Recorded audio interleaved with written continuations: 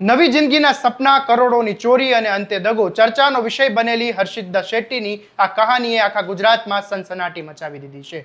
હવે આ સમગ્ર મામલે પોલીસ તપાસમાં એવા ચોંકાવનારા ખુલાસા થયા છે કે પોલીસ પણ આશ્ચર્યમાં મુકાઈ ગઈ છે. હર્ષિદા શેટ્ટી અને મયુર માળીની આ કહાની કોઈ ક્રાઇમ વેબ સિરીઝથી ઓછી નથી લાગતી. પ્રેમ, વિશ્વાસ અને કરોડોની લાલચ અને અંતે દગો, આ આખી કહાનીમાં એક પછી એક એવા ટ્વિસ્ટ આવ્યા કે જેના કારણે આ કેસમાં રાજ્યભરમાં ચર્ચાનો વિષય બન્યો છે. શું છે આખો મામલો અને ક્યાં મોટા એવા ખુલાસા થયા છે, આવો જાણીએ વિગતવાર આ અહેવાલમાં. નમસ્કાર, હું છું આસિફ કાદરી અને સ્વમાન સાથે આપનું સ્વાગત છે.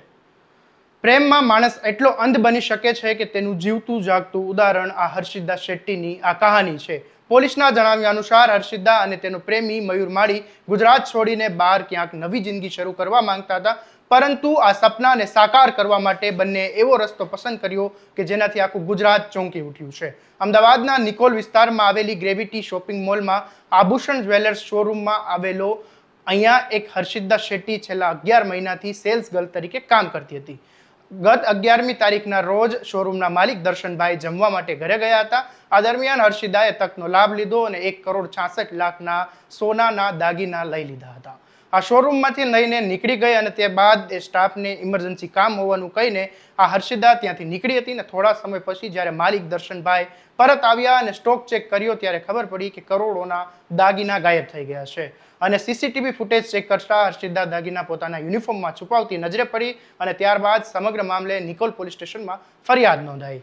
પોલીસે પણ આ કેસને ગંભીરતાથી લઈને તપાસ શરૂ કરી અને ટેકનિકલ સર્વેલન્સ અને બાતમીના આધારે તપાસ ચાલી હતી. ત્યારે અમદાવાદ ક્રાઇમ બ્રાન્ચને માહિતી મળી કે માણેકચોક વિસ્તારમાં એક યુવતી સોનાના દાગીના વેચવાનો પ્રયાસ કરી રહી છે અને ક્રાઇમ બ્રાન્ચની ટીમે તરત જ ત્યાં પહોંચી અને યુવતીની અટકાયત કરી તો તે હર્ષિદા શેટ્ટી હોવાનું સામે આવ્યું. હર્ષિદાની પૂછપરછમાં અનેક ચોંકાવનારા ખુલાસા થયા છે. પોલીસ અનુસાર થોડા મહિના પહેલા હર્ષિદાની મુલાકાત વસ્ત્રાલ વિસ્તારમાં રહેતા મયુર માળી સાથે થઈ હતી. શરૂઆતમાં સામાન્ય ઓળખાણ ધીમે ધીમે પ્રેમ સંબંધમાં બદલાઈ ગઈ અને મયુર પરિણીત હતો, તેને બાળકો હતા, પિતા પણ હતો, છતાં તેને હર્ષિદાના પ્રેમમાં પડી ગયો અને પોલીસના જણાવ્યા પ્રમાણે લાંબા સમયથી એકલતાનો સામનો કરતી હર્ષિદા ભાવનાત્મક રીતે મયુર સાથે ખૂબ નજીક આવી ગઈ અને મયુરે તેને નવી જિંદગીના સપના બતાવ્યા અને કરોડોની ચોરી કરવા માટે ઉશ્કેરી. આખરે પ્રેમમાં અંધ બનેલી હર્ષિદાએ શોરૂમમાંથી કરોડોના દાગીનાની ચોરી કરી લીધી અને ત્યારબાદ સૌપ્રથમ ઉદયપુર પહોંચ્યા અને ત્યાંથી જયપુર,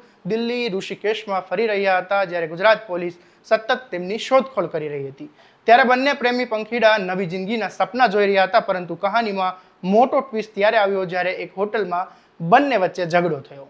હર્ષિદા નાહવા માટે ગઈ હતી ત્યારે મયુર સોનાના દાગીના લઈને ફરાર થઈ ગયો હતો અને હર્ષિદાના જણાવ્યા અનુસાર તેની પાસે ફક્ત 18 લાખ રૂપિયાના જ દાગીના બચ્યા હતા, કારણ કે તેના પર્સમાં રાખેલા હતા.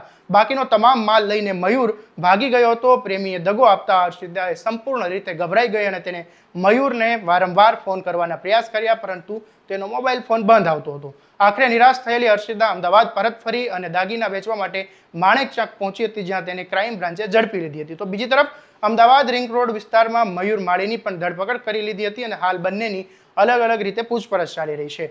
પોલીસે હર્ષિદા પાસેથી 22 લાખ રૂપિયાનું સોનું તો મયુર પાસેથી 16 લાખ રૂપિયાના સોનાના દાગીના કબજે કરી લીધા છે. જો કે હજુ પણ મોટો સવાલ એ છે કે 1,66,00,000ના દાગીના હતા તો બાકીના દાગીના ગયા ક્યાં? પોલીસને આશંકા છે કે મયુરે કેટલાક દાગીના રાજસ્થાનમાં ક્યાંક છુપાવ્યા હોઈ શકે. હાલ પોલીસ બંને આરોપીઓની કડક પૂછપરછ કરી રહી છે અને વધુ મોટા ખુલાસા થવાની આશંકાઓ વ્યક્ત થઈ રહી છે. પૈસા અને દગાની આ કહાનીએ સાબિત કરી દીધું કે ગુનાનો રસ્તો અંધે બરબાદી તરફ જ લઈ જાય છે. નવી જિંદગીના સપના જોઈને શરૂ થયેલી આ કહાની હવે જેલના સળિયા સુધી પહોંચી ગઈ છે. આવી જ ક્રાઇમ સ્ટોરી અને અવનવા અપડેટ્સ માટે અને વિગતવાર સમાચાર માટે તમારા સ્વમાનને ફોલો અને સબસ્ક્રાઇબ કરી લેજો અને આ વિડીયોને શેર કરવાનું ભૂલતા નહીં.